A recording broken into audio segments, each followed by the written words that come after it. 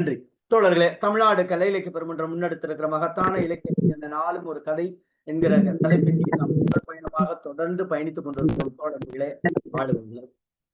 நம்முடைய பயணம் என்பது ஒரு நீண்ட நெடிய பயணமாக இருந்தாலும் இன்றைக்கு தோமுசி ரகுநாதன் புதுமை பித்தனுடைய கதைகளினுடைய தொடக்கமாக இன்றைக்கு 63ஆம் நாள் நிகழ்வில் நாம் இணைந்திருக்கிறோம். ஆளுமைகளை இன்றைக்கு நம்மோடு முனைவர் பேராசிரியர் அவர்கள் நம்மோடு கதை சொல்வதற்காக இணைந்திருக்கிறார்கள். தோழமைகளே, ஆளுமைகளே, தோழர் இனியா அவர்கள்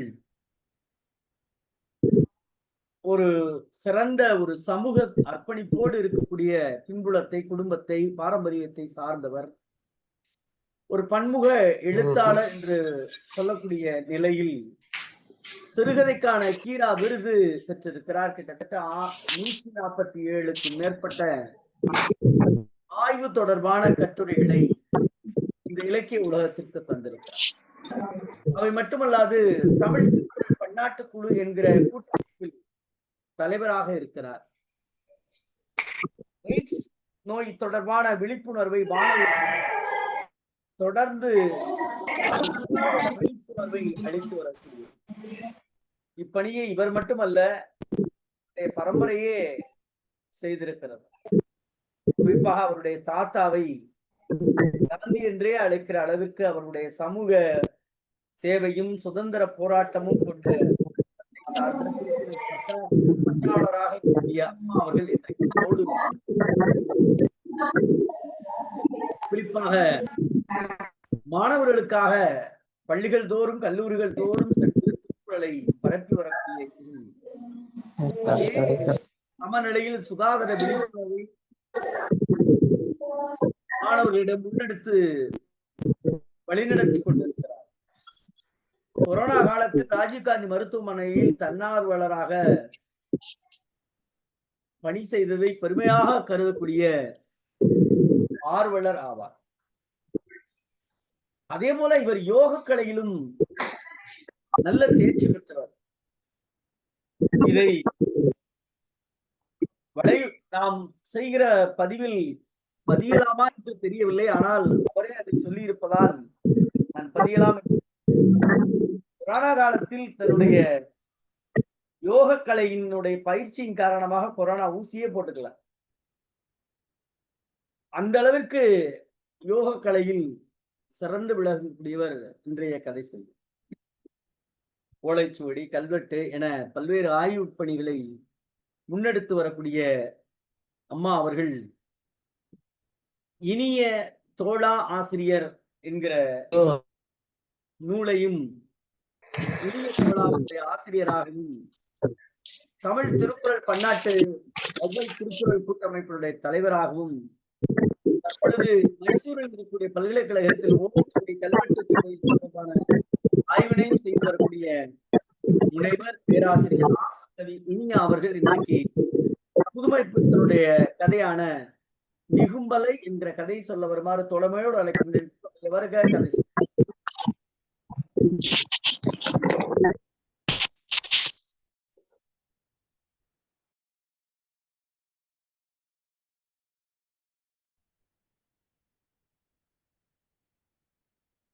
அம்மா கதை சொல்லுங்கம்மா.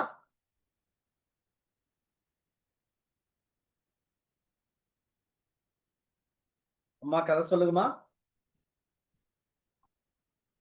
கேக்குதான்னு தெரியலையே. கேக்குதுமா, நீங்க கேக்குதா என்னன்னு தெரியலங்கிறது கேக்குது.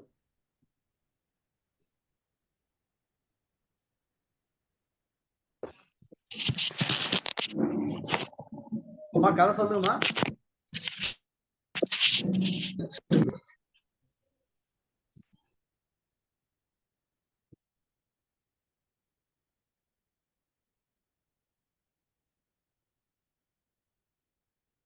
அம்மா அரச்சலியம்மா, நாளைக்கு சொல்லக்கூடிய கதை ரெடியா வச்சிருக்கீங்களா? அரச்சலியம்மா ஐயா அவங்க இணைப்புல இருந்து வெளியே போயிருக்காங்க. 2 நிமிஷம் டைம் தரீங்களா? 2 நிமிஷம் ரெடியா இருங்க. உங்களுக்கு 2 நிமிஷம் ரெடியா இருங்க. பார்ப்போம் என்னன்னு சரிங்க. ஏன்னா கிடைக்கும் பட்சத்துல நான் வரேங்க. உரிமையா நிக்கிற முடியாது. பார்ப்போம். நீங்களும் கொஞ்சம் தயாரா இருக்கணும்னு அன்பு வேண்டுகோள், வேற ஒண்ணும் இல்ல. சரிங்க.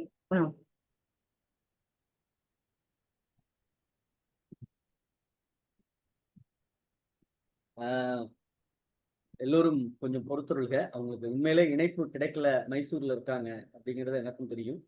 பதிவு பண்ணியிருக்காங்க இந்த புராணத்திலையும். அதனால கொஞ்சம் ஒரு 2-3 நிமிடம் பொறுத்தருள்க. முடிந்த அளவு உங்க இணைஞ்சிருவாங்க.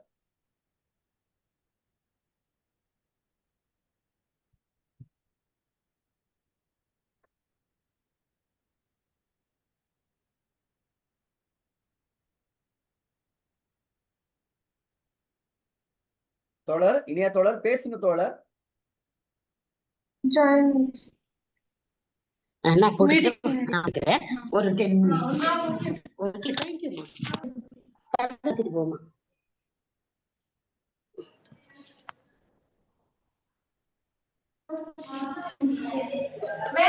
ஓகே ஓகேமா. அம்மா சொல்லுங்கம்மா, கதை சொல்ல ஆரம்பிங்கம்மா. ஜாயின் பண்றேன்.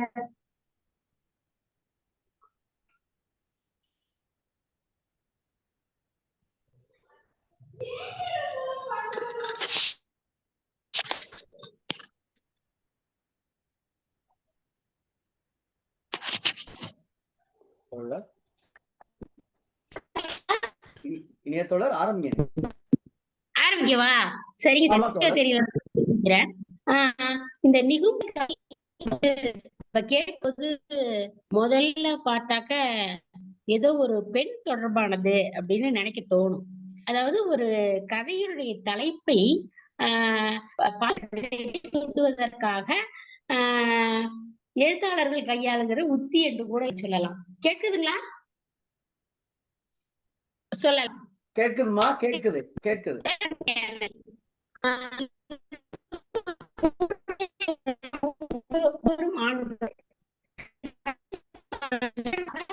ஒரு நாள் நிகழ்வு இதில் சுட்டப்படுகிறது, எழுதுவது பற்றி சொல்லப்படுகிறது.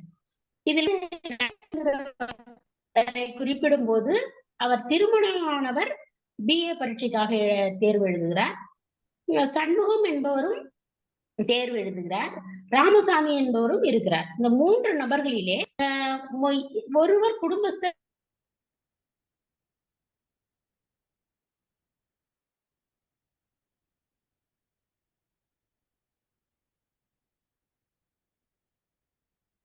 உள்ளே வருகிறார். நீ எல்லாம் படிச்சுட்டு தானே, நீ எப்போதும் கிளாஸ் தான் அப்படிங்கிற மாதிரி சொல்றாரு. எப்போதும் அந்த மாணவ பருவத்தை தாண்டினாலும் படிப்பு தேர்வு என்று வரும்போது பெரியவர்களாக இருந்தாலும் அவர்கள் மாணவர்களாக மாறி நகைச்சுவையாக பயணித்துக் கொண்டு போகிறது. அவர் நானும் வந்துடுறேன் அப்படின்னு சொல்லிட்டு மறுபடியும் இந்தியன் ஹிஸ்டரி படிச்சியா அப்படின்னு கேக்குறாங்க. இல்ல கொஞ்சம் முடிச்சிருக்கேன் அப்படின்னு சொல்றாரு. நீ இத மாதிரி இந்தியன் ஹிஸ்டரி எல்லாம் படிச்சிட்டு இருக்காத, நம்ம சார் கொடுத்த நோட்ஸ படிச்சா நல்லா இருக்கும் அப்படின்னு சொல்றாங்க. அப்புறம் அவர் குளிச்சுட்டு வர்றாரு. 2 பேரும் அப்படின்னு சொல்லிட்டு வெளியில வராங்க. அப்படி வெளியில வரும்போது அவருடைய ஹிஸ்டரி வாத்தியார பாக்குறாங்க. என்னப்பா எல்லாம் படிச்சுட்டீங்களா அப்படின்னு கேக்குறாங்க. இல்லப்பா இன்னும் கொஞ்சம் கொஞ்சம் படிச்சிருக்கோம் அப்படிங்கிற மாதிரி சொல்றாங்க. அந்த நேரத்துல ராமசாமியும் வர்றாப்புல. ராமசாமி என்ன சொல்றாரு, சண்முகம் ஓடி வர்றாரு. இன்னைக்கு கால் டிக்கெட் வந்துட்டாமே, உங்களுக்கு தெரியுமா அப்படின்னு கேக்குறாரு. அப்படி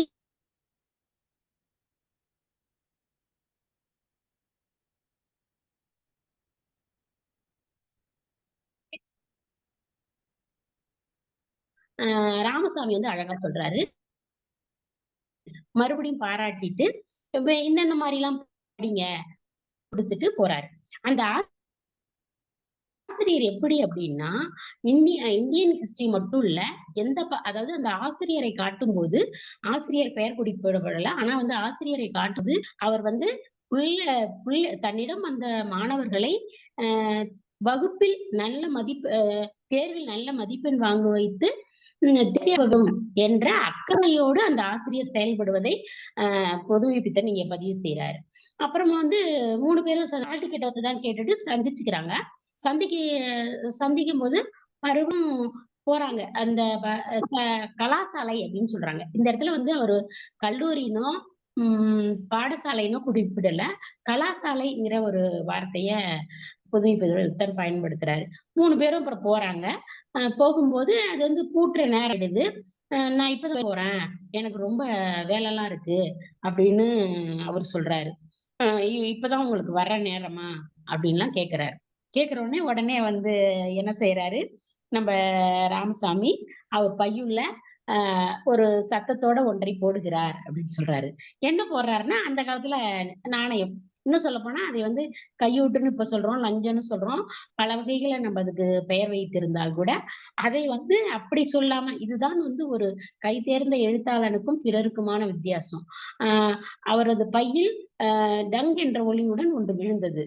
அது எல்லா வேலையும் அல்லவா அப்படின்னு குறிப்பிடுறாரு.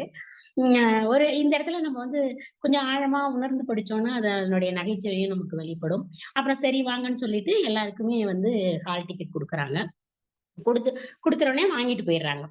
அப்புறம் இதற்கு முன்னாடி ஒரு நிகழ்வு என்ன நடக்குது அப்படின்னு சொன்னா, நடேசனும் ராமசாமியும் சரி நேரம் ஆயிடுச்சு போய் சாப்பிட்டுட்டு வருவோம் அப்படின்னு சொல்லி காலையில போய் கொஞ்ச நேரம் படிச்சுட்டு மத்தியானம் சாப்பிடறதுக்காக வெளியில போறாங்க. அப்படி சாப்பிட வெளில போகும்போது அது வந்து கோடை காலம்ங்கிறதுனால வெயில் கொளுத்துது. இந்த வெயில்ல வந்து நம்ம படிச்சா எப்படி நம்ம மண்டைக்கு ஏறும், அதாவது மனசுல பதியும் அப்படிங்கிற மாதிரிலாம் கூட அந்த நிகழ்வுகள் பேச்சு அடிபடுது. அப்ப வந்து என்ன பண்றாங்க, அந்த அவர்கள் தேர்வுக்கு படித்துக் கொண்டிருக்கிற காலகட்டத்துல அந்த சூழல் எப்படி இருக்கு அப்படிங்கிறத பதிவு பண்றாரு. வெயில் காலம் அப்படின்னு சொல்லிட்டு அப்புறம் சாப்பிட்டுட்டு வந்த உடனே ஆளாளுக்கு படிக்கும் அப்படின்னு நினைக்கிறாங்களே தவிர என்ன பண்ண முடியல, முழுசா படிக்க முடியல. உடனே தூக்கம் வந்துருது. குறட்டை விட்டு தூங்குறாங்க. இருவரும் குறட்டை விட்டு தூங்கினார்கள் அப்படின்னு அதுல பதிவு செஞ்சுட்டு அப்பதான் சண்முகம் ஓடி வந்து கதவை தட்டி இந்த ஹால் டிக்கெட் வந்ததுங்கிற செய்தியை சொல்றாங்க. அப்புறம் மூவருமா வெளியில போகும்போதுதான் ஆசிரியர் சந்திக்கிறாங்க. ஆசிரியர் கேள்வி கேட்கிறாரு. அதுக்கு பதில் சொல்றாங்க. அப்புறம் நீ கிளாஸ் தாண்டா அப்படின்னு மறுபடியும் நடேசன் வந்து பெரியவருங்கிற முறையில, அதாவது அந்த மூவர் குழுவுல கொஞ்சம் பெரியவர், வயதில் மூத்தவராக இருக்கலாம் அப்படிங்கிற முறையில வந்து பதிவு செய்யறாங்க.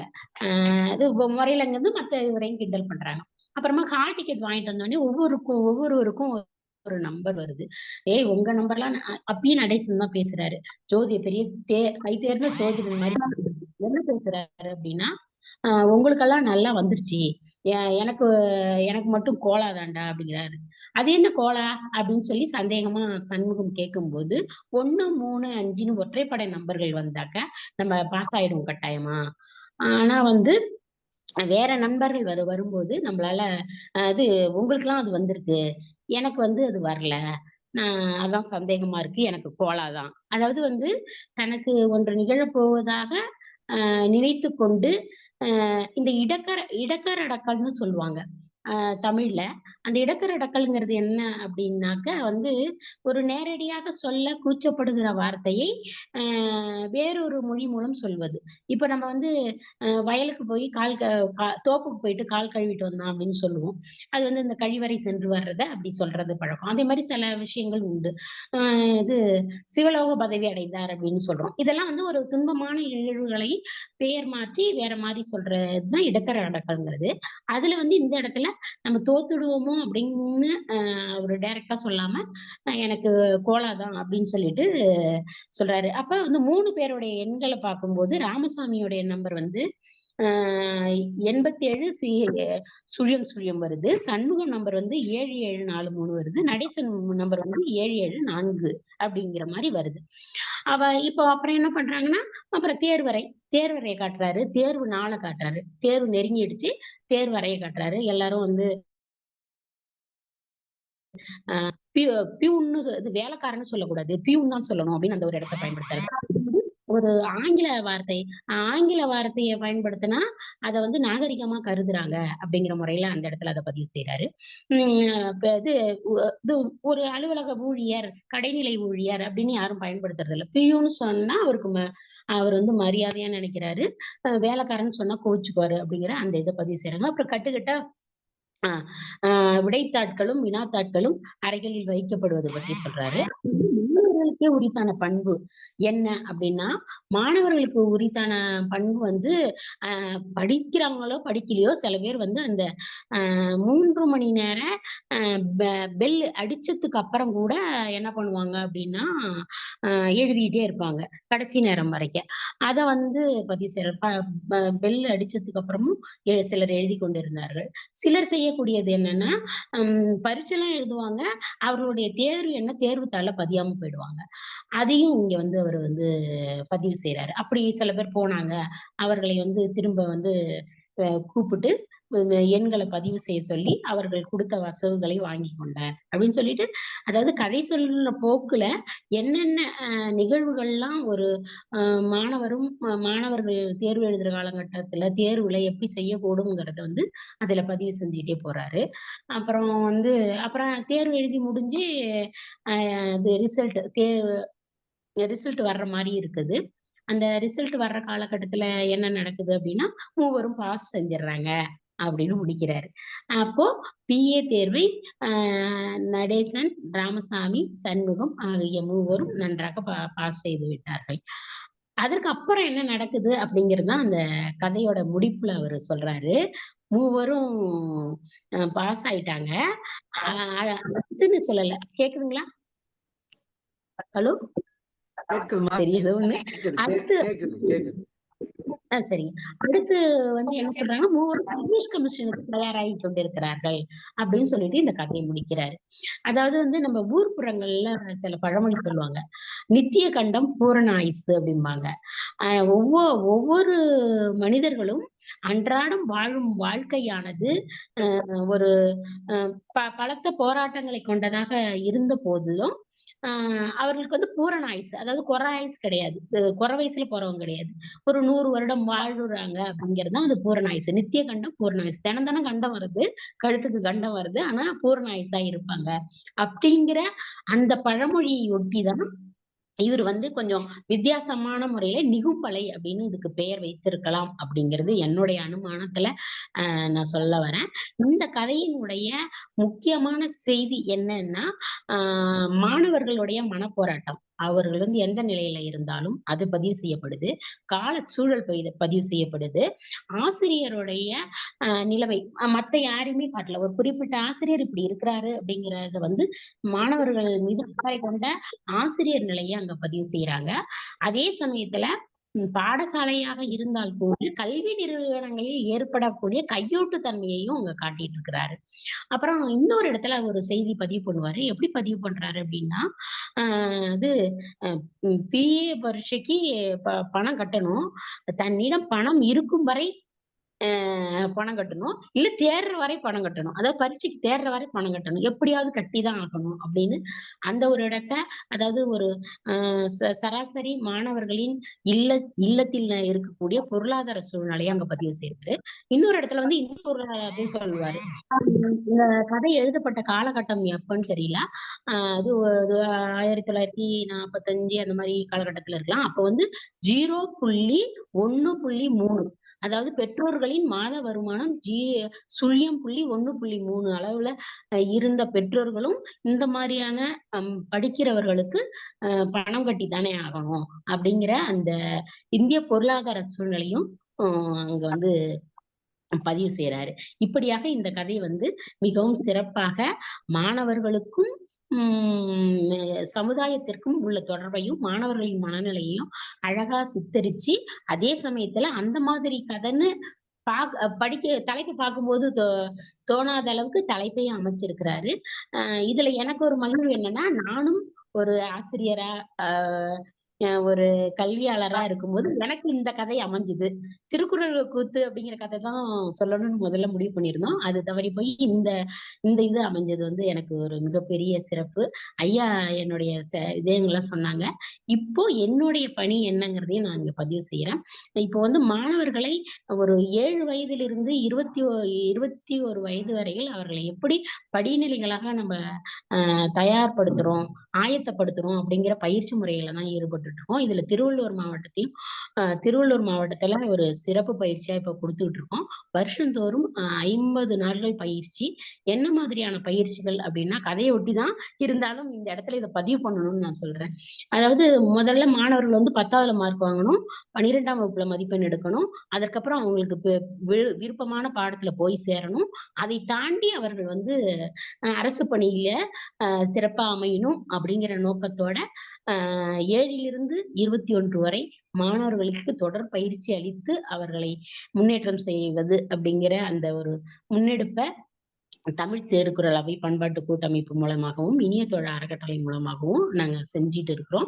இதுல வந்து திருக்குறள் பயிற்சி, யோகா பயிற்சி, அவர்களுக்கான மொழி பயிற்சி, ஆங்கிலம், கணிதம், தமிழ் ஆகிய மொழி பயிற்சிகள், அதை தாண்டி திறனூக்க பயிற்சிகள் வழங்கப்படுது. அதை தாண்டி இந்த டிஎன்பிஎஸ்சி தேர்வுகள், அரசு தேர்வுகள் எழுதுவதற்கான எல்லா வகையான பயிற்சிகளையும் அளிக்கப்படுகிறது என்று கூறி இதை நான் நிறைவு செய்யறதுக்கு முன்னாடி ஒண்ணு சொல்ல விரும்புகிறேன். இன்றைக்கு 63வது நாள்.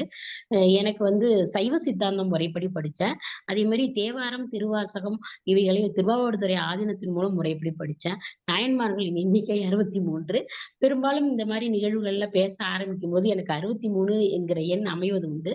அது வந்து நம்ம எந்த துறையை சார்ந்து இருக்கிறோமோ அதை சார்ந்து இந்த எண் அமைகிறது என்பதை சொல்லி ஆசுகவி இனியாவின் நன்றிகளையும் வாழ்த்துக்களையும் இந்த தங்களின் கலை பெருமன்றத்திற்கு தெரிவித்து இடம் சார்கிறேன். நன்றிங்க ஐயா, வாழ்த்துக்கள். நன்றி தோழமையே, மிக்க மகிழ்ச்சி. பல்வேறு இணைய நெருக்கடிக்கும் இடையிலும் கதை சொன்ன பிறகு அந்த கதை தெளிவாகவே கேட்டது. அதற்காகவே உங்களுக்கு வாழ்த்துக்களையும் பாராட்டுகளையும் பதிவு செய்கிறோம். மிக்க மகிழ்ச்சி. பின்னூட்டத்தை வழக்கம் போல் தோழர் கணேசன் அவர்கள் தொடங்கி வைத்தார். தோழர்கள் அனைவருக்கும் வணக்கம். பேராசிரியர் கேக்குதா? நல்லா கேக்குது, நல்லா கேக்குது. நீங்க பேசினா கேட்காம இருக்கும். அம்மா ஆசிகவி அம்மாவுக்கு வந்து கொஞ்சம் இணையத்துல கொஞ்சம் பிரச்சனை இருக்கு. ஆனா உண்மையிலேயே அவங்க வந்து 8 மணிக்கே இணைஞ்சிட்டாங்க. அவங்க சொன்ன மாதிரி 8:50 இணைஞ்சிட்டாங்க. அத பேசி பார்க்கறது சரி போச்சு. இருந்தா கூட அந்த கதையை ஓரளவுக்கு முழுமையா சொல்லி முடித்தார்கள். இந்த கதையை பார்த்தீங்கன்னா, உண்மையிலேயே அந்த தேர்வு நேரத்தில் மாணவர்களிடம் பேச்சுவார்த்தைகள் அவங்க என்ன பேசிக்கிடுவாங்க, எப்படி பண்ணிக்கிடுவாங்க, அது ஒண்ணு போல ஒருத்தர் வந்து ஒரு 4 பேர் 3 பேர் சேர்ந்துட்டாங்கன்னா அவங்க என்னென்ன பேசுவாங்க, எப்படி படிப்பாங்க அப்படிங்கறத வந்து இந்த கதையில வந்து குறிப்பிட்டு வைக்கிறாரு அவர் புதுமைப்பித்தன் ஐயா அவர்கள். உண்மையிலேயே அவனை பாருங்க, நடேசன் வந்து ஏற்கனவே அவன் வந்து படிக்கிற பையன் தான். அவன் வந்து அவங்களுக்கு வந்து ஒரு ஐடியா கொடுக்குறான். ராமசாமிக்கு ஐடியா கொடுக்குறான், இப்படி எல்லாம் படிங்க, என்ன நீங்க வந்து படிக்க போகும்போது காசஸ படிங்க, எஃபெக்ட்ஸ படிங்க, ஈவெண்ட்ஸ படிக்க வேண்டியதில்லை அப்படின்னு சொல்ற மாதிரி அந்த பேச்சுவார்த்தை வந்து நம்ம காலங்கள்ல வந்து அப்படிலாம் நம்ம படிச்சதுக்கான ஒரு நேரம் இருக்கு. அதுலயும் பாப்பீங்கன்னா அவங்க பாருங்களேன், நம்பர் வந்து கால் டிக்கெட்ல நம்பர் வர்றது கூட ஒரு ராசி இருக்குது. அது ஒத்தப்படையா வந்தா பாஸ் ஆயிடலாம், ரெட்டப்படையா வந்தா பாஸ் ஆக முடியாது அப்படின்னு சொல்லிட்டு அதை சொல்லும் போதே அவங்களுக்கு 2 பேருக்கு வந்து அந்த கூட்டு தொகையில வந்து ஒத்தப்படை வந்தோம்னா நீங்க பூரா பாஸ் ஆயிருவீங்க, ஃபர்ஸ்டா வந்துடுவாங்க. ஆனா எனக்கு ரெட்டப்படை தான். அந்த ரெட்டப்படைக்கு வந்து அவன் வந்து கோலாத்தான் அப்படின்னா பாருங்க, கோலாத்தான் அப்படின்னா பாஸ் ஆக மாட்டேன் அப்படி வந்து போயிடுவான்னு சொல்ற மாதிரி சொல்லிக்கிட்டே போறாங்க. இது வந்து அவங்களுடைய சம்பாஷணைகள் நடந்துகிட்டே இருக்கு. இது இப்பவும் நடந்துகிட்டு இருக்குது, அப்பவும் நடந்துகிட்டு இருக்கிறது. அத எந்த வகையில வந்து மாணவர்கிட்ட அந்த பையனை பாருங்க, அவன் மூளைக்கு பக்கப்பலமாக சீரட்டு குடிக்கிறது வந்து மூளைக்கு பக்கப்பலமாக இருந்துச்சான். அந்த மாதிரி பக்கப்பலமா இருந்துச்சு. அந்த சீரட்டு அடிச்ச உடனே கொஞ்சம் படிப்பு ஏறுன்னு சொல்லுவாங்களா, அந்த இதை சொல்ற மாதிரி சொல்றாங்க. ஒரு இடத்துல வந்து அனந்த கல்யாண குணம் அப்படின்னு சொல்றாங்க. அது என்னதுன்னு தெரியல. அனந்த கல்யாண குணம் அப்படின்னா அந்த கல்யாண குணத்திலேயே அனந்த கல்யாண குணங்கிறது வந்து நிறைந்த அந்த நோட்டு புஸ்தகம் அப்படிங்கிறாரு. அப்ப அது வந்து அது சொல்லக்கூடியது வந்து நையாண்டியா சொல்றாரா இல்ல கேலியா சொல்றாரா, அது எதுக்காக சொல்கிறார் அப்படின்றது நம்மளுக்கு கொஞ்சம் அந்த இடத்துல புலப்படாத மாதிரி இருக்குது. அதே மாதிரி அம்மா சொன்னாங்க, அந்த பரீட்சைக்கு பணம் கட்டுறது வந்து, பரீட்சைக்கு பணம் கட்டுவது என்ன, ஒண்ணு பாஸ் ஆகிற மாதிரி, இல்லை அப்படின்னு சொன்னோம்னா அரிய சூழ்ந்தோடனே திருப்பி எழுதி போவாங்கல்ல, அந்த ராசியை பாத்துக்கிற மாதிரி சொல்ற மாதிரி, அதுவுமே வந்து கேலியா கிண்டலா சொல்ற மாதிரி தான் இதை கொண்டு போகிறாங்க. மற்றதெல்லாம் பார்த்தீங்கன்னா அந்த பியூன் வேலைக்காரன், அவனை வந்து வேலைக்காரன் சொல்லிட்டோம்னா கோவம் வருமா, பியூன் சொன்னாதான் 2 ஒண்ணுதான் தெரியல. ஆனா பியூன் சொன்னாதான் அவனுக்கு ஒரு பெருமையா இருக்கு அப்படின்னு சொல்லிட்டு ஒரு நடைமுறையா ஒரு பள்ளிக்கூடத்துல என்ன, அதாவது கல்லூரியிலயோ பள்ளிக்கூடத்திலோ என்ன நடக்கும், அவங்க எப்படி பண்ணுவாங்க அப்படிங்கறதெல்லாம் இருக்கு. அதே மாதிரி வினாத்தாள்கள் வந்தோம்னா அதை எப்படியா பார்த்து போறேன்னு சொல்லி பின்னாடியே போறது, அது என்ன அது சிதம்பர ரகசியமாச்சு, அதெல்லாம் எப்படி பார்க்க முடியும் அப்படின்னு சொல்றது. ஆஹ் நடை இது உண்மையிலேயே நடக்கக்கூடிய ஒரு செய்திகளைத்தான் அவங்க சொல்லிட்டு போறாங்க. ஒரு நல்ல கதை தான். அப்ப கடைசியில அவங்க கன்சல்ட் பண்ணி படிச்சா கூட 3 பேருமே பாஸ் ஆயிடுறாங்க. அந்த 3 பேருமே திருப்பி 3 பேர் சேர்ந்துட்டு அந்த கவர்மெண்டினுடைய காம்படிட்டிவ் எக்ஸாமுக்கு டிஎன்பிஎஸ்சி எக்ஸாமுக்கும் ரெடி ஆகிக்கிட்டு இருக்காங்க அப்படின்னு சொல்ற மாதிரி. அப்ப மாணவர்களுடைய படிப்பு தரம் எப்படி படிப்பார்கள் இருக்காங்க. மிகவும் சிறந்த கதை. அம்மா சிறப்பாக சொன்னார்கள். வாழ்வுகள், வணக்கம், வாழ்த்துக்கள். நன்றி தோழமையே. இன்றைக்கு தயாராக இருந்த 5 ரூபா போட்டு தப்பா இருக்கு.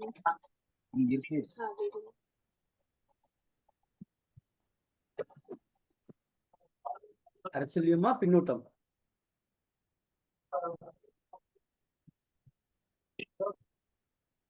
அரசியலியமா பேசுறது கேட்கல. ஐயோ, ஐயோ அனைவருக்கும் வணக்கம். கேக்குதாங்கய்யா? கேக்குது. ஐயோ உங்கள்ல இருந்து கேக்குது. அனைவருக்கும் வணக்கம். இந்த கதை மலரும் நினைவுகளாக இருக்கு. ஞாபகம் வருதேன்னு கல்லூரி காலத்துல இந்த பரீட்சை ஒரு வாரங்க மாணவர்கள் எப்படி இருப்பாங்க, பரீட்சை நெருங்க எப்படி இருப்பாங்க, பரீட்சை அன்னைக்கு எப்படி இருப்பாங்க, அது எல்லாத்தையுமே அழகா சொல்லியிருக்காரு. அந்த வரலாறுங்கிறது என்னென்ன புஸ்தகத்தை படிக்கணுங்கிறது அந்த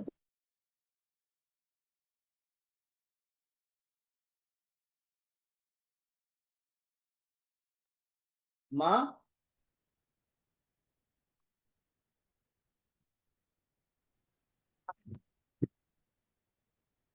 மா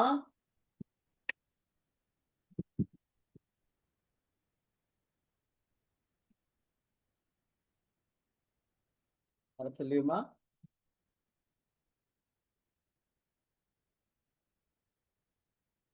அரசியலியமா நன்றி. அவங்க வரட்டும், வந்தா அடுத்து அவங்க சொல்லட்டும். ஐயா பணித்தொழில் பாலசுப்ரமணியம் ஐயா வாங்க. ஐயா கேக்குதுங்களா? நீங்க இன்னும் சொன்னது எதுவுமே கேட்கல. சுருக்கமா முடிச்சிடுறாங்கய்யா. நல்ல வாக்கியங்கள் இருக்கு, அதெல்லாம் கோடு கிழிச்சு வச்சிருந்தேன். அந்த ரைட்டர் கையில குடுக்கிற அந்த காசுக்கு வேதாரண்யத்தில கதவை திறக்க செய்யும்படி பாடினார்களாமே, இலக்கியத்தையும் கொண்டு வர்றாரு. நல்ல அழகான ஒரு கதை. அன்னைக்கும் நடந்துச்சு, இன்னைக்கும் நடக்குது, என்னைக்கும் நடக்கக்கூடிய ஒரு நிகழ்வு. அம்மா அருமையா கதை சொன்னாங்க. வரலாற்று கதை என்பதனாலோ என்னவோ போராடி சொன்னாங்க.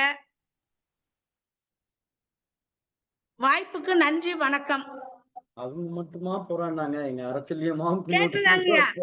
பின்னூட்டத்துல நீங்களும் போராடுறீங்க. வாழ்த்துக்கள். ஒண்ணுமே கேட்கலையாங்கய்யா? இல்ல கேட்டுச்சு. நன்றி நன்றி நன்றி ஐயா. ஐயா பணித்தொழில் பாலசுப்ரமணியம். அனைவருக்கும் வணக்கம். என்னவோ இல்லை, இணையத்துல எல்லோருக்குமே சில ப்ராப்ளம் இருக்கு, பிரச்சனைகள் இருக்கு. எனக்கும் நான் இப்ப வெளியே போயிட்டு சாத்தூர் கணேசன் அவர்கள் அந்த பின்னோட்டம் சொல்லும்போது தான் உள்ள வந்தேன். அம்மா அவருடைய பேச்சை முழுமையாக என்னால் கேட்க முடியல. ஆனால் நான் அந்த கதையை நான் படிச்சிருக்கேன். அதனால சில பின்னோட்டம் சொல்லலாம்னு தோணுது. இந்த சிறுகதையினுடைய தலைப்பு நிகும்பலை. ஏன் நிகும்பலை அப்படின்னு பேருன்னா, ராமனுடைய மகன் இந்திரஜித், அந்த இந்திரஜித் யாகம் வளர்க்கக்கூடிய இடத்துக்கு பேர் தான் நிகும்பலை. அந்த நிகும்பலைங்கிற இடத்துல இந்திரஜித் யாகம் பண்றான் அப்படிங்கிறத வீடனன் போய் ராமலக்ஷ்மணர்கிட்ட போய் சொல்றாங்க. சொன்னதுக்கப்புறம் அவனை யாகம் செய்ய விடாமல் தடுத்து நிறுத்திய அந்த இடம் நிகும்பலை. அதையே இந்த சிறுகதைக்கு தலைப்பா வைத்தார் என்பது ஆய்வுக்குரியதுதான். இங்கேயும் இந்த நடேசன், ராமசாமி, சண்முகம் 3 பேரு இந்த யாகம் போல அந்த தேர்வுக்காக வேண்டி படிக்கிறாங்க. இந்த சிறுகதை மாணவ பருவத்தினுடைய நினைவுகளை நமக்கு தூண்டுது. ஆனா இது எழுதப்பட்ட காலம் 1934 இருந்தாலும் இன்றைக்கு பொருந்துது அப்படிங்கிறது தான் அது பெரிய ஆச்சரியம். ஏன்னா கல்வித்துறையில இன்னும் சில மாற்றங்கள் நிகழவில்லை என்பதைத்தான் அந்த சிறுகதை காட்டுது. என்ன அப்படின்னா, தேர்வுக்கு ஒரு வாரத்திற்கு முந்திதான் படிக்கணும் அப்படிங்கிற எண்ணம் அன்றைக்கு மட்டும் இல்லை, இன்றைக்கும் அதுதான். இப்பவும் அப்படிதான் இருக்கு. அப்போ அறிவுக்கு படிக்கலாம் அப்படிங்கிற எண்ணம் மாறி தேர்வுக்கு படிக்கக்கூடிய மார்க் எப்படியாவது வாங்கணும், பாஸ் பண்ணணும் அப்படிங்கிற எண்ணத்துல உள்ள அந்த கல்வி முறை அப்படிங்கிறத அவர் சாடுறாரு. அதே போல என்னன்னா, அந்த தோழர் சாத்தூர் தோழர் சொன்னாரு, சிகரெட் பிடிச்சா கொஞ்சம் புத்துணர்ச்சி வரும் அப்படின்னு. அதுலயும் இந்த 3 பேர்ல ஒருத்த மட்டும்தான் சிகரெட் பிடிக்கிறான். யாரு? நடேசன்கிறவன் தான் சிகரெட் பிடிக்கிறான். ஏன்னா தனது மூளைக்கு பக்க பலமா இருப்பது இந்த சிகரெட்டுங்கிற எண்ணிக்கை, ஒரு நம்பிக்கை அவனுக்கு வருது. இது ஒரு மூட நம்பிக்கை தான். அதே போல இன்னொரு மூட நம்பிக்கை என்னன்னா, ஐயா சொன்னாரு, இந்த ஒற்றைப்படை வந்ததுன்னா பாஸ் அப்படின்னு. இது எனக்கு 10ஆம் வகுப்பு படிக்கும்போது கூட இரட்டைப்படையில வந்தது. அப்ப என்னுடைய நண்பர்கள், நீ கட்டாயம் ஃபெயிலுன்னா, ஆனா அந்த வருஷம் ஃபெயிலும் ஆயிட்டேன். ஏன்னா அதுக்கு காரணம் இரட்டைப்படை எண் வந்ததுனால இல்லை, எனக்கு டைபாய்டு அந்த கடுமையான காய்ச்சல் வந்ததுனால இறுதியை விட சரியான மதிப்பெண் இல்லாம தேர்ச்சி பெறல. ஆனா இப்ப இத கதையை படிக்கும்போது எனக்கு அந்த நினைவு வந்து கொஞ்சம் அச்சம் கூட வந்தது. ஆனா அது ஒரு வகையான மூட நம்பிக்கை தான். அதே போல ஆசிரியர்கள் கூட மாணவர்களை சரியா நடத்துறார்களா அப்படிங்கிறது இவருடைய பார்வையில, புதுமைப்பித்தன் அவருடைய பார்வையில தவறு அப்படிங்கிற மாதிரி தான் அவர் சுட்டி காட்டுறாரு. என்ன அப்படின்னா, எல்லாம் படிச்சிட்டான்னு கேட்கிறாரு சரித்திர ஆசிரியர். அவங்க படிக்கல அப்படின்னு சொன்ன உடனே, நான் சொன்னதையாவது படிடா அப்படிங்கிற மாதிரி சில வினாக்களை கொடுக்கிறாரு. அது மட்டும் இல்ல, சில வகையான நம்பிக்கை இருக்கு. என்னன்னா, சென்ற ஆண்டு கேட்ட அந்த வினா இந்த ஆண்டு வராது அப்படிங்கிற மாதிரியான ஒரு தோற்றத்தை நான் இப்பவும் என்னுடைய காலங்களிலும் கூட, நான் ஆசிரியர் பணியில இருந்தப்ப கூட நான் பாக்குறேன். சில ஆசிரியர் அப்படி சொல்றது கூட பார்த்துருக்கேன். நானே சில வருஷம் வந்திருக்கா, அந்த வருஷம் வர்றது கொஞ்சம் கஷ்டம்தான், ஆனாலும் அதை கொஞ்சம் ப்ரிப்பேர் பண்ணி வச்சுக்கன்னு கொஞ்சம் அணை போட்டு தான் பேசுவேன். ஏன்னா அதையும் படிக்கணும் அப்படிங்கிறதுனால. அது ஒரு வகையில தவறு தான். இது வரும் இது வராதுன்னு ஆசிரியர்களே முடிவு பண்றது அது சரியான பாடத்திட்டம் இல்லை. எல்லாரும் கேட்பாங்க படி அப்படிங்கிற மாதிரி வரணுமே தவிர, இதெல்லாம் இம்பார்ட்டன்ட் இது இம்பார்ட்டன்ட் இல்லை அப்படின்னு சொல்றது கூட ஒரு வகையில அது அந்த கல்வியினுடைய குறைபாடு தான். அதை அவர் நாசுக்கா சுட்டி காட்டுறார். அதே போல வேலைக்காரன், அவர் பேரு ஏதோ வேலை பண்ணா ஏதோ ஒண்ணு வருது, அது வேலைக்காரன் சொன்னா அவர் கோச்சுக்குவாரு. பியூன் அப்படின்னு சொல்றாங்க. அப்போ ஒரு 40 ஆண்டுகளுக்கு முன்னாடி கூட பியூன் தான், நான் பியூன்லாம் சொல்லியிருக்கேன். ஆனா இப்போ அது பியூன்னு சொன்னா கூட அது கேவலமா தெரியுது. அதனால சிஎன்டி ஊழியர்கள் அவங்க, அப்படி இல்லைன்னா கடைநிலை ஊழியர்னு சொல்லணும் அப்படிங்கிற மாதிரி போக்குவரத்து. இது ஒரு இது. இன்னொன்னு என்னன்னா, தேர்வு எழுதிய பிறகு தேர்ச்சி பெறுவோமா அப்படின்ட்டு அவங்களுக்கே ஒரு நம்பிக்கை இல்லை, தன்னம்பிக்கை இன்மை வருது. ஏதோ இருக்கேன், பாஸ் ஆயிடுவேன்னு நினைக்கிறேன் அப்படிங்கிற 3 பேருமே ஒரு தன்னம்பிக்கை இல்லாத தன்மைய அது தெரியுது. தேர்ச்சி பெற்ற பிறகு என்ன ஆகுது அப்படின்னா, சர்வீஸ் கமிஷன் கூட நம்ம எழுதலாம் அப்படிங்கிற மாதிரி ஒரு புத்துணர்வு வருது. இது மாணவருடைய மன இயல்பை காட்டுது. ஒரு பக்கம் அச்சம், இன்னொரு பக்கம் தேர்ச்சி பெற்ற உடனே ஒரு முழுமையான ஒரு நம்பிக்கை. அந்த தேர்விலும் கூட ஒரு வாரத்துக்கு முன்னாடி தான் படிப்பாங்க போல. இது தேர்வு உள்ள அந்த குறைபாட்டை சுட்டி காட்டுவது போலவும், ஆசிரியர்களுடைய அந்த இது வரும் இது வராதுங்கிற அந்த தன்மை அதையும் சுட்டி காட்டுவது போலவும், மாணவருடைய மூட நம்பிக்கையை சுட்டி காட்டுவது போலவும், அறிவுக்கு படிக்காம தேர்வுக்காக வேண்டியே படிக்கக்கூடிய முறையும் இருக்கே அப்படிங்கிற ஒரு வருத்தத்தையும் இந்த சிறுகதை நமக்கு உணர்த்துது. அருமையான சிறுகதை. அதுல அந்த யாகம் நடைபெறவில்லை அப்படிங்கிறது இந்திரஜித்து கதையில, கம்பராமாயணத்துல ராமாயணத்துல வரக்கூடிய செய்தி. ஆனா இந்த யாகத்துல இந்த 3 பேருமே ஒரு வழியா தேர்ச்சி பெற்றுட்டாங்க அப்படிங்கிறது ஒரு மகிழ்ச்சியான செய்தி. நல்ல கதை. கல்வி பற்றிய ஒரு சிந்தனையை நமக்கு தூண்டுவதாக இந்த சிறுகதை புதுமைப்பித்தன் அவர்கள் படைத்திருக்காங்க. வாய்ப்புக்கு நன்றி ஐயா. நன்றி. நன்றி தொடர்ந்து. அடுத்ததாக சிவசுப்ரமணியா சொல்ல போறாங்க. வேற யாரும் சொல்றீங்களா? வேற யாரும் சொல்றீங்களா? பேராசிரியரே சொல்லுங்க. ஒரு 3 சந்தேகத்தை மட்டும் கேட்டுட்டு முடிச்சுக்கலான்னு பாக்குறேன். இரண்டாவது தடவை அதாவது இந்த இடத்துல என்ன சொல்றாருன்னா புதுமைப்பித்தன் வந்து கிண்டிக்கும் சர்வ கலாசாலைக்கும் ஒரே விதமான நியாயம் அப்படின்னு சொல்றாரு. அப்ப இத வந்து ஏன் அப்படி சொல்றாங்கன்ட்டு நம்ம கொஞ்சம் எனக்கு புரிஞ்சுக்கிட முடியுது. இருந்தா கூட கொஞ்சம் விளக்க வேண்டிய, ஏன்னா ஆசிரியர்களா இதுல நிறைய பேர் இருக்கீங்க. என்ன நாங்க வந்து மாணவர் தான், நீங்க ஆசிரியர்கள் நிறைய பேர் இருக்கா. கிண்டிக்கும் சர்வ கலாசாலைக்கும் ஒரே விதமான நியாயம், ஒரே விதமான போட்டி, ஜெயிக்கும் வரை அல்லது பணம் இருக்கும் வரை வரையாது கொடுக்கும் வள்ளல்களாக இருக்க வேண்டும் அப்படின்னு சொல்றாரு. தினசரி வருமானம் 0, 1, 3 ஆக இருக்க பெற்றோரின் குழந்தைகள் 1, இது ஒரு கொஸ்டின். அதுக்கப்புறம் இன்றுதான் மாணவர்கள் வெகு கோலாகலமாக உடுத்தியிருக்கிறார்கள், அதில் 2, 3 முழு துறைகளையும் காணலாம். இது என்னது அப்படின்னு வந்து முழு துறைகளையும் போடும்போது உடுப்பு வரைதான் அப்படின்னு போடுறாரு. அப்ப அதுலயுமே கோலாகலமா எல்லாரும் உடுத்திருக்காங்க, அது ரைட்டு தான். அதுல ஒரு 3 துறை இருக்கு, அவனும் உடுத்திருக்கதான் செய்யறான், உடுப்பு இருக்கதான் செய்யுது. அது ஏன் அந்த வார்த்தையை போடுறாருன்னு தெரியல. இன்னொரு ஏற்கனவே ஒண்ணு சொன்னேன், இந்த அனந்த கல்யாணம் அப்படின்னு சொல்றது வந்து, அப்ப அந்த கல்யாணத்துல என்ன கோளாறு, அந்த குப்பையா இருக்கு, பிரட்டி பார்க்கும்போது குப்பையா இருக்கு. அந்த கல்யாணத்தோட இணைச்சு சொல்றது வந்து ஏன் சொல்றேன்னா, அதே மாதிரி வாத்தியார் வந்து பாத்தீங்கன்னா வரலாற்று ஆசிரியர் வந்து பாருங்க, எதிரே இவர்களுடைய சரித்திர ஆசிரியர் வந்தார், இவர் மூளையில் இல்லாதது சரித்திரம் சம்பந்தப்பட்ட மட்டில் பரீட்சைக்கு அவசியம் இல்லாதது என்று சொல்லிவிடலாம் அப்படின்னு சொல்றாரு. அப்ப என்ன அர்த்தம் அப்படின்னு சொன்னோம்னா, இவர்கிட்ட வந்து அவசியம் இல்லாத பூராமே அவர் மூளையில இருக்க பூரா அவசியம் இருக்கிறது தானா அப்படின்னு நம்ம நினைச்சுக்கலாமா, இல்ல அதை தவிர வந்து வேற எதுவுமே இல்லை அப்படின்னு நினைச்சுக்கிற மாதிரி இருக்குது. இந்த ஒரு 4 சந்தேகங்கள் இந்த இதுல வந்து நம்மளுக்கு புலப்படலை. அதை கொஞ்சம் விலைக்கு சொல்வார்கள் என்று நினைக்கின்றேன். வாழ்வளமுடன், வணக்கம், வாழ்த்துக்கள். சந்தேகம் 3ன்னு சொன்னீங்க, ஆனா 4 சந்தேகம் கேட்டுட்டீங்க, அதுவே எனக்கு சந்தேகமா இருக்கு. நன்றி. நிறைவாக சிவசுப்ரமணியன் தோழர். அன்பான தோழர்கள் அனைவருக்கும் வணக்கம். இன்னைக்கு புதுமைப்பித்தனின் நிகும்பலை கதையை சொன்ன முனைவர் ஆசுகவினியா ஒரு 5 நிமிஷம் கழிச்சு வர சொல்லு. இனிமையாகவே நிறைவு செய்திருக்கிறார். அவரு ரொம்ப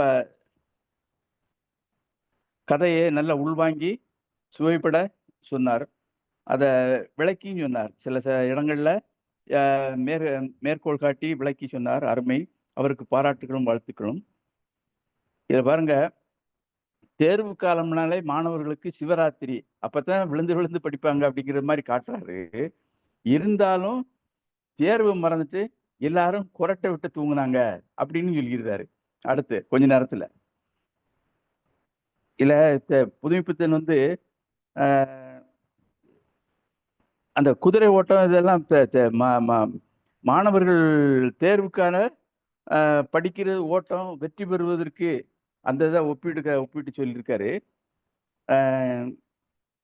கிண்டி ரேஸ் கோர்ஸ் அது இதை எல்லாம் வெற்றி பெறணும் அப்படிங்கிறதுக்காகத்தான் ஓடுறது. இவங்களும் படிக்கிறது, ஆனா இவங்க படிக்கல, இவங்க சும்மா ஏதோ போலித்தனமா இருக்காங்க, அவ்வளவுதான். இதுல வந்து புதுமைப்பித்தன் வந்து லஞ்சத்தை சுட்டி காட்டுகிறார். அந்த ரைட்டருக்கு கால் டிக்கெட் வாங்குறதுக்காக கிளிங்னு காசை அவர் பையில போட்டு வாங்குறாங்க. அப்போ அந்த நேரம் முடிஞ்ச பிறகு, ஆபீஸ் நேரம் முடிஞ்ச பிறகு காசு கொடுத்து வாங்குறாங்க. அப்படி வாங்குறவங்க வெற்றினும் அப்ப அந்த வழியில தான் வாங்கியிருக்காங்கன்னு தான் தெரியுது. அப்படித்தான் நினைக்க வேண்டியிருக்கு. சோசியம், லஞ்சம், சோசியம் இதுகளெல்லாம் குறிப்பிட்டுக்கிட்டு வந்தவர் கடைசியில யோகம்னு அப்படிங்கிறத சொல்லாம சொல்லியிருந்தாரு. இவங்க பள்ளி இறுதி வகுப்புல இவங்க வெற்றி பெற்று விட்டார்கள். இன்னும் டிஎன்பிஎஸ்சிலையும் சேர்த்து படிச்சாங்கன்னா வெற்றி பெற்று விடுவார்கள். ஏன்னா இவங்கள் குறுக்கு வழியில வரத நல்லா தெரிஞ்சு வச்சுக்கிட்டாங்க அப்படிங்கிறத கல்வியின் சில சீர்கேடுகளை பற்றி நல்ல பதிவு செய்திருக்கிறார் புதுமை பித்தன். அப்படிங்கிறது மட்டும்தான் சிறப்பா இருக்கிறது. வாய்ப்புக்கு நன்றி, வணக்கம். நன்றி தோழமையே மகிழ்ச்சி. நிறைவாக இந்த தமிழ்நாடு கலை இலக்கிய பெருமன்றத்தினுடைய பொதுச் செயலாளர் தோழமை மிக்க மருத்துவர் தா. அருமையா அவர்.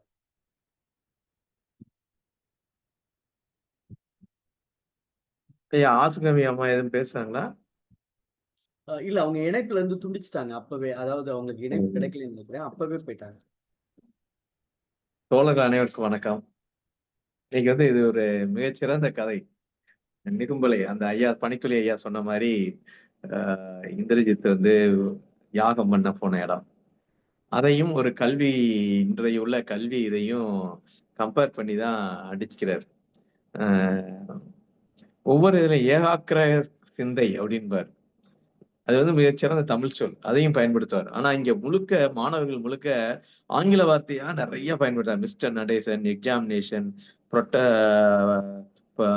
ப்ரொஃபஸர், நோட்ஸ், டாபிக் எல்லாம், சப்ஜெக்ட் என்ன, செப்டம்பர் 11th ஹவர்ஸ்ல thorough study, wars, events, effects, prepare, இப்படி மணி 1 இல்ல மார்னிங் இது பிரதர், இன்னைக்கு வந்து ப்ரோன்னு கூப்பிடுறாங்க. நம்ம பசங்கெல்லாம் பாத்தீங்கன்னா ப்ரோ இதை செஞ்சு விடுங்க ப்ரோ அப்படின்னு.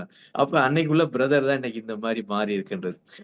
இதையெல்லாம் அப்படியே கொண்டு வரப்ப அந்த அந்தர்த்தியானம்னு சொல்லுவாரு, திடீர் என்று மறைந்து போகுது. அந்த நோட்ஸை பத்தி விளக்குறாருல, 2 அட்டையும் அந்தர்த்தானம் ஆயிடுச்சா, அந்தர்த்தியானம்.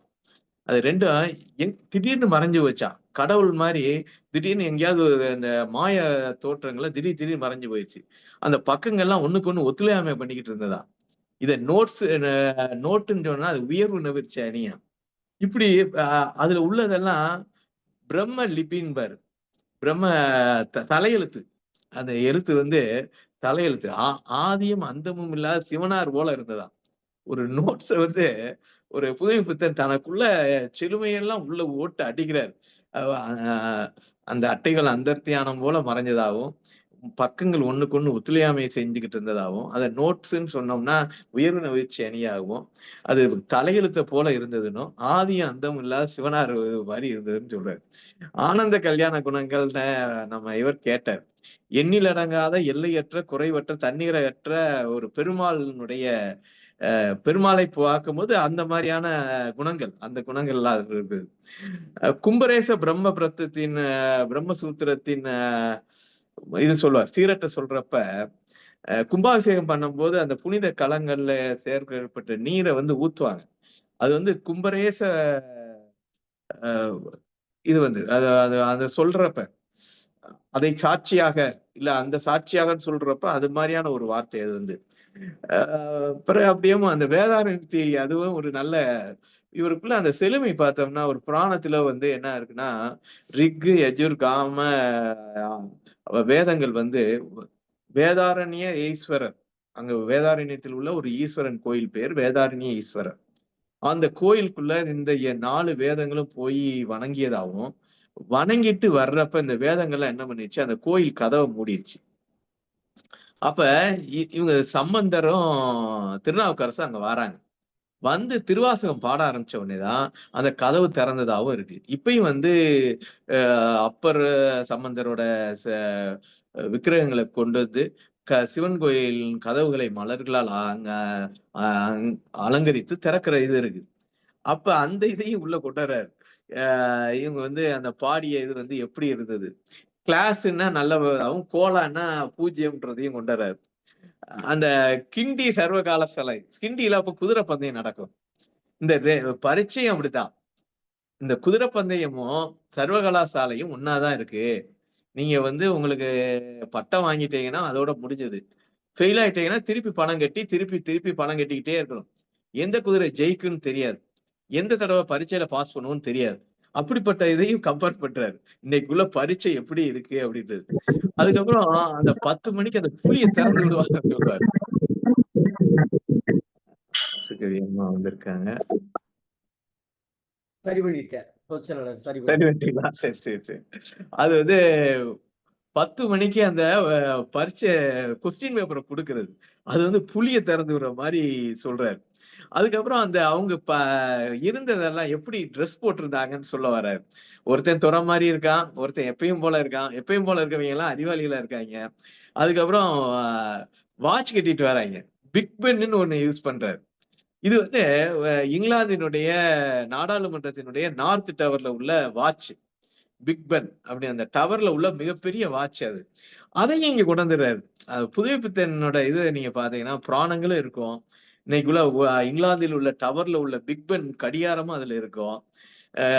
வேதாரண்ய ஈஸ்வரனுடைய அந்த இது இருக்கும். அப்புறம் ஒவ்வொரு இதுவும் மிக அருமையா கொண்டுறாரு. டார்வின் கூற்றுக்கு ஏற்ற மாதிரி சில பேர் மரக்கலையில போய் உட்கார்ந்து படிச்சுக்கிட்டு இருந்தாங்கன்னு சொல்றாரு. அதுக்கப்புறம் வந்து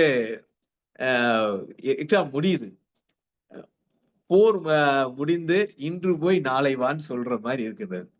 இது வந்து ராவனுக்கும் ராவணனுக்கும் உள்ள போர்ல கடைசியா வந்து இன்று போய் நாளை வான்னு சொல்றாரு. ஆயுதங்கள் அற்று இருக்க, நீ வந்து ஆயுதங்கள் இல்லாதவனோட நான் போரிடுறது இல்ல, நீ இன்னைக்கு போயிட்டு நாளைக்கு வான்னு சொல்றாரு. பிறகு இந்த மூட நம்பிக்கையும் உள்ள கொண்டுறாரு. நீ வந்து கால் டிக்கெட் நம்பர் பாக்குறது அந்த இது வந்து அந்த வேதாரண்ய பாடல் வந்து எதுக்கு சொல்றாருன்னா, அந்த கிளர்க்குக்கு ஒரு சில்லற காசு 2 கொடுத்த உடனே எப்படி அப்பர் சம்பந்தர் பாடின பாட்டுக்கு ஈஸ்வரன் கோயில் கதவு திறந்ததோ அதை போல இந்த வேலை நேரம் முடிந்து அந்த கிளர்க் வெளியே வந்துடுறாரு. வெளியே வந்த உடனே அந்த நடேசன் வந்து ஒரு 2 ஏதோ சில்லற காசு கொடுக்குறாரு. பைக்குள்ள டொயின்னு சத்தங்காலத்தோட விழுகுது. அந்த விழுந்தது எப்படி இருக்குன்றத சொல்றப்பதான் வேதாரண்ய ஈஸ்வரர் கோயிலில் வேதங்களால் மூடப்பட்ட வேதாரண்ய ஈஸ்வரின் கோயில் கதவுகள் அப்பர் சம்பந்தரனுடைய பாடல்களை கேட்டு திறந்ததை போல திறந்தது. அதை விட பலம் புரிந்துதான் இருந்தது அந்த காசுன்றார். இப்ப ஒரு மிகச்சிறந்த ஒரு கல்வி குறித்த கல்வி எப்படி இருக்கு இன்னைக்கு வந்து ரெண்டுக்கும் இந்த குதிரை பந்தயத்துக்கு இதுக்கு என்ன வித்தியாசம் இருக்கு? புளிய திறந்து விடுறது மாதிரி திறந்து விடுறாங்க. இந்த படிக்கும் மாணவர்கள் எல்லாம் ஏன் இவ்வளவு ஆங்கில வார்த்தைகளை யூஸ் பண்ணணுமா அப்படின்றதெல்லாம் அவர் கேட்கல. ஆனா கதையில கொண்டு வர்றாரு. எல்லாம் ஒவ்வொன்றுக்குமே அவன் ஆங்கில வார்த்தைகளை தான் யூஸ் பண்ணிட்டு இருக்கான். இப்படிப்பட்ட கல்வி தான் இருக்குன்றத ஒரு அவருக்குள்ள விமர்சனம். இது வந்து எப்படி இருக்கு அப்படின்னா, நிகும்பலையில் செய்த யாகத்தை போல இருக்கிறது இந்த கல்வியும் பரீட்சை முறைகளும் அதனுடைய ரிசல்ட்டும். இப்படி இருப்பது சரியில்லைன்ற ஒரு விமர்சனத்தை தான் வைக்கிறார். கிட்டத்தட்ட செப்டம்பர் 5 ஆசிரியர் தினம் வரப்போகுது. நாம் பல்வேறு இடங்கள்ல பார்த்துக்கிட்டு இருக்கோம். தமிழ்ல கூட வகுப்பறை புதிதுன்னு ஆயிஷா நடராஜன் எழுதிட்டு வர்றாரு. உலகம் முழுக்க உள்ள கல்வி எப்படி இருக்கணும் அப்படின்றது ஒரு புக்கு போடுறார். நிறைய புக்குகளை போடுறார். வாயை மூடிக்கொண்டு உங்களால் சொல்லி கொடுக்க முடியுமான்னு கேட்க, டீச்சிங் வித் மவுத் ஷட், அதான் அந்த இங்கிலீஷ் புக்கோட பேரு. அப்ப என்ன அர்த்தம்னா, மாணவர்களை பேச விடுங்கள், நீங்களே சொற்பொழிவாற்றிக்கிட்டு இருக்காதீங்க, கேள்வி கேட்க questioning, learn to question, questioning to learn அப்படின்னு ஒரு புக் இருக்கு.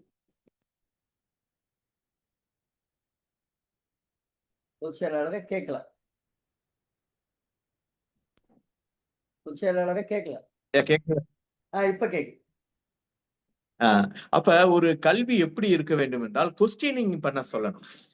ஒரு இதுல வந்து அதுலதான் சொல்றேன், மாணவர்களுக்கு வந்து நீதிபதிகளை ஆக்கி நீங்க தண்டனை கொடுத்தா என்ன தண்டனை கொடுப்பீங்கன்னு கேக்குறாங்க. ஞாயிற்றுக்கிழமை ஸ்கூல் வைப்போம், ஒவ்வொரு வகுப்பு பாடத்தையும் 2 வருஷம் படிக்க வைப்போம். அப்ப ஸ்கூல்ன்றது ஒரு தண்டனைக்கான இடமாக இருக்கிறது, ஜெயில் போல இருக்கிறதுன்றதுதான் அதை கொண்டறாரு. அப்ப இன்னைக்குள்ள வகுப்பறை வந்து எப்படி வந்து மகிழ்ச்சிகரமான வகுப்பறையாக மாத்தணும். நீங்க வந்து கிளாஸ் மாதிரி உட்காரலாமா? அப்துல் கலாமுடைய வாழ்க்கை வரலாறு கூட இருக்கும். ஒரு சயின்ஸ் டீச்சர் நல்லா நடத்துறாருன்னு வேற ஒரு கிளாஸ்ல போய் உட்கார்ந்துருவாரு. அதுக்கு மிகப்பெரிய ஆசிரியர்கள் வந்து அவரை வந்து தண்டிப்பாங்க. தண்டிக்கிறதுனா வாயால் சத்தம் போடுவாங்க. இதெல்லாம் சொல்லி கேட்கிறாரு. ஏன் மாறி கிளாஸ் உட்காரக்கூடாது? கலீலியோ வந்து அந்த சூரிய மைய கோட்பாட்டை வந்து சொல்றப்ப அவர் கிளாஸ்ல இருந்து வெளியில வந்துதான் சொல்றாரு அவருடைய வகுப்பு. அப்ப நீங்க பல நூல்களை உதாரணமாக ஆயிஷா நடராஜன் சொல்றார், வகுப்பறை புதிதுன்னு. அப்ப கல்வியில என்னென்ன மாற்றங்கள் வேண்டியது இருக்கு? ஒரு விமர்சன பூர்வமான கல்வி, உரையாடல், 2 பக்கமான உரையாடல் உள்ள கல்வியெல்லாம் இன்னைக்கு வேணும்னு இன்னைக்கு நிறைய பேசிட்டு இருக்காங்க. ஆனால் ஒரு 100 வருடங்களுக்கு முன்பாகவே, கிட்டத்தட்ட 80-90 வருடங்களுக்கு முன்பாகவே கல்வி குறித்த தனது விமர்சனங்களை மிகச்செறிவாக புராணங்கள் முதல் இன்றைய நவீன கால உலகம் வரை உள்ள விஷயங்கள் எல்லாம் எடுத்து உள்ளே வைத்து மிக அருமையான அழகான கவிதை போன்ற ஒரு கதையை எழுதுகிறார். அனைவருக்கும் நன்றி. அம்மா ஆசுகவி அம்மா எத்தனையோ இளைஞருக்கு இடையில சொல்லிட்டாங்க. அது ஒரு விமர்சனங்களும் மிக அருமையா பண்ணீங்க. அனைவருக்கும் நன்றி. மிக்க மகிழ்ச்சி. நன்றி. ஆசுகவி இனியா தோழரே, நீங்க உங்களுடைய கருத்து கேட்கும்போது நீங்க இல்ல, நீங்க நிறைவா எதுவும் சொல்றீங்களா? ஒரு நிமிஷம் அல்லது 2 நிமிஷம். சரிங்க. இல்ல, மைக் ஆன் பண்ணுங்கம்மா. மைக் ஆன் பண்ணிட்டு பேசுங்கம்மா.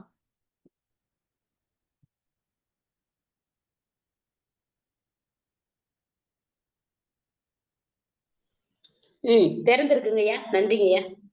கேக்குதுங்களா? கேட்குதுமா, கேட்குது. ஐயா கேட்குது. அனைவருக்கும் நன்றி. அனைவருக்கும் நன்றி. இதுல இருக்கிறவங்க எல்லாம் மிகப்பெரிய ஆளுமைகள். அந்த ஆளுமைகளின் நடுவில் எனக்கு இந்த கதை க்கான வாய்ப்பு எதனால கிடைச்சதுங்கிறதையும் நான் இப்ப நினைச்சு பார்க்க வேண்டியதா இருக்கு. முதல்ல நான் கதை எழுதுனது அப்படின்னா ஒரு சிறுகதை போட்டி அறிவிச்சிருந்தாங்க. அந்த சிறுகதை போட்டியில தான் முதல்ல நான் சிறுகதையை எழுதுறேன். அதுக்கு முன்னாடி கொஞ்சம் கொஞ்சம் அப்படியே எழுதுவேன். ஒரு போட்டிக்குன்னு அனுப்பப்பட்ட முதல் கதையே முதல் பரிசு பெற்றது. அது வந்து கீராவுடைய அது கரிசல் காட்டு மண் கீராவுடைய விருது எனக்கு கிடைச்சது. அதுல இருந்து மோட்டிவேஷனா பல கதைகளை நானும் எழுதிட்டு இருக்கிறேன். கதைகளும் தொடர்ச்சியாக படிப்பது உண்டு. நான் கதை என்பதற்கான ஒரு அர்த்தம் என்ன சொல்ல விரும்புனா, கடந்து போன பாதை கதை அப்படின்னு. இப்ப வந்து ஒரு இப்போ இந்த நிகும்பலைங்கிற கதையில வந்து மாணவர்கள் என்ன மாதிரியான பிரச்சனைகளை சந்திக்கிறாங்க, என்ன மாதிரியான மனநிலையில இருக்கிறாங்க, எப்படிப்பட்ட மாணவர்கள் இருக்கிறாங்க, அந்த 3 பேர் தான் காட்டுறாரு. 3 பேரும் எப்படிப்பட்டவங்க, ஒருத்தர் இல்ல சூழ்நிலையில இருந்திருக்காரு, ஒருத்தர் சாதாரண சூழ்நிலையில இருந்திருக்காரு, ஒருத்தர் இடைத்தர மாணவரா இருக்காரு. ஆனா இப்ப இருக்கிற கல்வி சூழல், ஒரு கல்வியாளருங்கிற முறையில நான் என்ன சொல்ல விரும்புறேன்னா, இப்போ நமக்கு இருக்கிற ஆங்கில மிஷினரிகள் எல்லாம் நமக்கு கல்வியை வளர்த்து எடுத்தாங்க. அது ஒரு பக்கம் இருந்தாலும் இப்ப நமக்கு இருக்கிற கல்வி முறையானது மெக்கானிக் கல்வி சிஸ்டத்துல இருக்கு. இது எதற்கான தயாரிப்பு அப்படின்னு தெரியல. இந்த கல்வியை கற்கிறதன் மூலமா மாணவர்கள் வந்து மன உளைச்சலுக்கு ஆளாகிறாங்கன்னு தான் நான் நினைக்கிறேன். அதாவது நான் வந்து ஒரு அதாவது மழலை வகுப்புன்னு சொல்லுவாங்கல்ல, மழலையர் வகுப்புல இருந்து இப்ப கல்லூரிக்கான முனையப்பட்ட வகுப்புகள் வரைக்கும் நான் எடுத்துக்கிட்டு இருக்கிறேன். அப்போ அதுல இருக்கிற மாணவர்களை பார்க்கும்போது அவர்கள் வந்து ஒரு நமக்கு இதை முடிச்சுட்டா ஒரு நிறைய பணம் கிடைக்கும், வேலை கிடைக்கும், அதாவது ஒரு பணத்திற்கான ஒரு சம்பளத்திற்கான படிப்பாகத்தான் அதை பார்த்து கடந்து செல்றாங்க. அப்படி செல்லும் போது அவர்கள் எதை நினைக்கிறார்களோ அந்த பணம் கிடைக்காத போது அவர்கள் மிகுந்த விரக்தி நிலையை அடைகிறார்கள். இதுதான் உண்மை கல்வி நிலையில. இந்த கல்வி நிலையோடைய மாற்றம் எப்படி இருக்கணும் அப்படின்னு சொன்னா, அவரவர்கள் ஒரு 10ஆம் வகுப்பு படிப்பதற்குள்ள மாணவர்களை ஒவ்வொரு அந்த பள்ளிக்கூடங்கள் அனலைஸ் செய்து விட வேண்டும். இவர்கள் இந்த துறைக்கு போவாங்க, இவர்கள் இந்த துறைக்கு போவாங்க, இவர்கள் துறைக்கு போவார்கள் அப்படின்னு அனலைஸ் செய்து தேர்ந்தெடுத்து விட்டால் அதற்கு மேற்கொண்டு படிப்பை அவரவர்களுக்கான துறையிலேயே அனுப்பும் போது அவர்கள் மிகச்சிறந்த விஞ்ஞானிகளாகவும் மிகச்சிறந்த பொறியாளர்களாகவும் வர முடியும். அது பட்டம் வாங்கிதான் அதை செய்யணும் அப்படிங்கிறது கிடையாது. பட்டம் இல்லாமலேயே அவர்கள் விமானத்தை பறக்க விடக்கூடிய அளவுக்கு கூட வளர்றதுக்கான வாய்ப்புகள் இருக்குது. அத்தகைய அறிவுத்திறனை கொண்டவர்கள். அதே மாதிரிதான் எழுத்தாளர்கள்லாம் இந்த மாதிரி, அதாவது 10ஆவதுக்கு அப்புறம் குறைந்தது இல்லது 12ஆம் வகுப்புக்கு அப்புறம் அந்த ஆசிரியர்கள் மாணவர்களை கணித்து அனுப்ப வேண்டும். பெற்றோர்கள் அவர்கள் தான் படிக்க முடியாத தான் பிள்ளைங்களை படிக்கணும் அப்படின்னு சொல்லி அந்த திணிக்காத குணம் வேணும். இப்ப பெற்றோர்கள்ட்ட ஒரு நிமிஷத்துல முடிச்சிடறாங்க. பெற்றோர்கள்ட்ட 2 வகையான குணம் இருக்கு. அதாவது 10ஆம் வகுப்புக்கு கீழே படிச்சவங்க என்ன நினைக்கிறாங்க அப்படின்னா, நம்ம ரொம்ப படிக்கல, அதனாலதான் நம்ம இப்படி கஷ்டப்படுறோம் அப்படின்னு நினைச்சிட்டு அவர்கள் வந்து ஆங்கில வழி கல்வியோ மத்த கல்வியோ அப்படி அனுப்புறாங்க. அதே மாதிரி வந்து படித்து பட்டம் பெற்று ஒரு அரசு பணியில இருக்கிறவங்க, இன்னும் சொல்ல போனா கலெக்டர் மாதிரி உள்ள மேலதிகாரிகள் கூட கௌரவத்துக்காக ஆங்கில வழி கல்விகளை தன்னுடைய பிள்ளைகளுக்கு அனுப்பும் போது அவர்கள் வந்து இருமொழி மும்மொழியில மாட்டிக்கிட்டு ரொம்ப திணறாங்க. அவர்களுடைய இயல்பான சிந்தனை திறன் வந்து குறைந்து போகுது. இதற்கு ஒரே வழி 5ஆம் வகுப்பு வரை இப்ப தமிழ்நாடுன்னா தாய்மொழி வழி கல்வியில தமிழ்ல தான் படிக்க வைக்கணும் அப்படிங்கிறத, தமிழ் படிக்கணும். அதுக்கப்புறம் அவர்கள் எந்த மொழியிலும் படிக்கலாம். இப்ப எனக்கு கூட 7 மொழிகள் தெரியும் இல்லையா? அப்போ வந்து படிக்கலாம் அப்படிங்கிற அந்த தன்மையை நாம் கொண்டு வரணும். இந்த அடிப்படை கல்வி மாற்றத்தை பள்ளிகள்ல இல்லாட்டி போனா கூட, நான் இப்ப எங்க தமிழ் திருக்குறள் அவை பண்பாட்டு கூட்டமைப்பு மூலமாகவும், இணையதள மூலமாகவும் இன்னும் பல்வேறு வகையான திருக்குறள் அமைப்புகள் சென்னையிலும் மற்ற இடங்களிலும் இருக்கு. அவர்கள் மூலம் தொடர்பு கொண்டு நாம் சொல்லவிருப்பது என்ன, அவர்களுடைய பள்ளி கல்வி ஒரு புறம் இருந்தாலும் அதை தாண்டிய ஒரு விழிப்புணர்வு கல்வியாக, அவர்களை சிந்தனையை தூண்டக்கூடிய கல்வியாக வருடந்தோறும் 50 நாட்கள் பயிற்சி என்ற முறையில் நான் அதை செலுத்த வேண்டும் என்று திட்டமிட்டு அது ஓரளவுக்கு பரிச்சயார்த்தமாக போய்கொண்டிருக்கிறது. அதற்கு உங்களுடைய ஒத்துழைப்பெல்லாம் தேவை. ஏன்னா நம்மளுடைய இளைய தலைமுறையை சிந்தனை திறன் மிக்க தலைமுறையாக உருவெடுக்க வேண்டும். அவர்கள் மகிழ்ச்சியாக வாழ வேண்டும். யாம் பெற்ற இன்பம் பெருக இவ்வையகம் என்று பாடிய தமிழன் யான் எப்போதும் இன்பத்துடனும் பிறரை இன்பமாகவும் வாழ வைக்க முயற்சி செய்ய வேண்டும் என்று கூறி இந்த வாய்ப்பளித்த அனைவருக்கும் நன்றி கூறி விடைபெறுகிறேன் ஐயா. மகிழ்ச்சி. நாளையிலிருந்து நான் தொடர்ந்து இணைந்திருப்பேன். இணையம் சரியாக இருக்கும் என்று நினைக்கிறேன். நேற்றும் முழுவதுமாக கிடைத்தது, இன்றுதான் ஒரு மாதிரி ஆகிவிட்டது. நன்றி ஐயா. நன்றி தோழர்களே. நாளைய தினம் கதை இருக்கிறாங்க. மோட்சம் என்கிற தலைப்பில் பயணிக்க வைக்கிறார்கள். கதை சொல்ல விரும்புகிற தோழமைகள் தன்னுடைய பெயரை பதிவு செய்யலாம் என்கிற சொல்லோடு நிறைவு செய்கிறோம். தோழர்களே, தமிழ்நாடு கலை இலக்கிய பெருமன்றம் தோழர் ஜீவா அவர்களின் சிந்தனை கனவுகளோடு ஒவ்வொரு நாளும் நம்முடைய எண்ணங்களை, நம்முடைய செயல்பாடுகளை இலக்கியத்தின் வாயிலாக நாம் அடுத்த தலைமுறைக்கு உணர்த்துகிற மகத்தான பணியை ஜீவா அவனுடைய சிந்தனை பயணத்தோடு இணைந்து பயணிக்கிறோம். ஒவ்வொரு நாளும் இரவு 8 மணிக்கு இணைய வாயிலாக இலக்கியத்தால் இல்லங்களில் இருந்து கொண்டே நம்முடைய சிந்தனையை விரவியும் பரவியும் கலந்து பயணிப்போம். நன்றியும் வாழ்த்துக்கள்.